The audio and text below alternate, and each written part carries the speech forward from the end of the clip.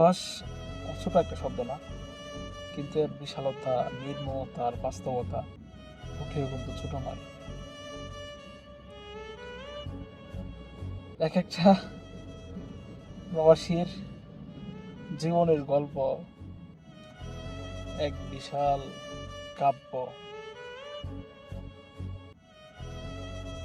আর এই প্রবাসীর চাকচিক্য, যে সুন্দর জীবন সবার সামনে সকলেই উপস্থাপন করে। আসলে এই জীবন বাস্তব জীবন নয়, আর যেটা বাস্তব জীবন সেই জীবনের পিছনের গল্পগুলা কিন্তু মানুষ জানে না এবং মানুষ দেখতেও পারে না।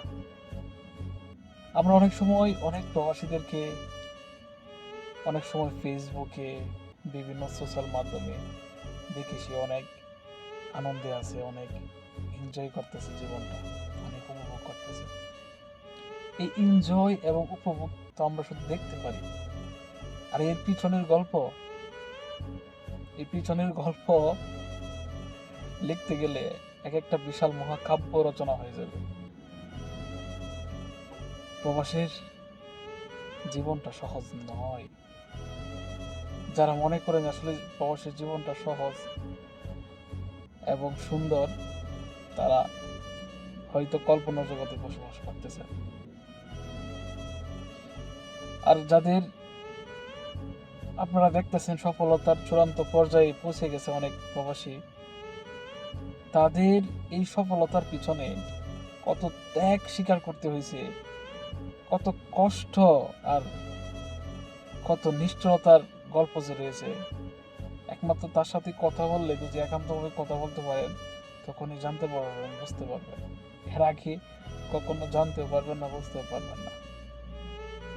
আসলে প্রবাসটা দূর থেকে দেখতে সুন্দর, যেরকম আকাশের চাঁদ আমরা পৃথিবী থেকে অনেক সুন্দর দেখি, কিন্তু বাস্তবে চাঁদ কি এতই সুন্দর? মোটেও নয়। এমনই প্রত্যেকটা প্রবাসীর জীবন।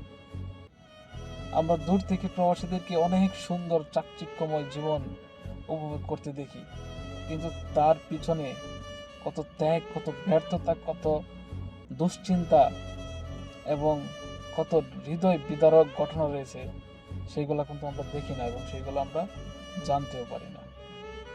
সুতরাং প্রবাস জীবন সুখের নয়। এক একটা প্রবাসী একটা জ্যান্ত লাশ হিসাবে রয়েছে, এবং যতদিন প্রবাসের মাটিতে থাকে একটা জ্যান্ত লাশ হিসেবে পড়ে থাকে।